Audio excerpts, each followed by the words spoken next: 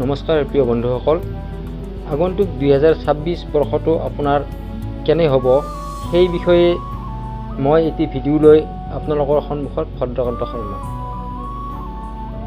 2026 যদি আমি এই সংখ্যাকেইটা 2026 এই সংখ্যাকেইটা যদি আমি যোগ কৰোঁ তেনেহ'লে আমি 10 পাম, আৰু 1 আৰু 0 যদি যোগ কৰোঁ তেনেহ'লে আমি আকৌ 1 পাম। গ্ৰহ সংখ্যাত 1 মানে হৈছে সূৰ্য।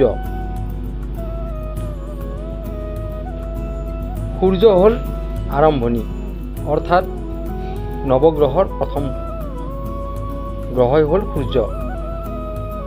সূৰ্যই সদায় ভাল ফল প্ৰদান কৰে, গতিকে এই বছৰটোত সূৰ্যক যদি আমি সদায় সন্তুষ্ট ৰাখিব পাৰোঁ তেনেহ'লে আমি নিশ্চয় ভাল ফল পাম। সূৰ্যক সদায় ৰাতিপুৱা পানী দিয়া আৰু ওং জবা কুসুমং চাংকাচ কাশ্যপেয়ং মহাদ্যুতিম ধান্তৰিং সৰ্ব পাপঘ্ন প্ৰণতহস্মি দিবাকৰম এই মন্ত্ৰৰে সূৰ্যক প্ৰণাম কৰিব। এই বছৰটোত আপুনি ভাল ফল পাব। ৰঙা বা কমলা বৰ্ণৰ বস্ত্ৰ পৰিধান কৰিব। পাৰিলে নিৰামিষ আহাৰ গ্ৰহণ কৰিব। পিতৃ আৰু পিতৃবয়সীয়া ব্যক্তিক সদায় শুশ্ৰূষা কৰিব, আপোনাৰ শুভ হ'ব।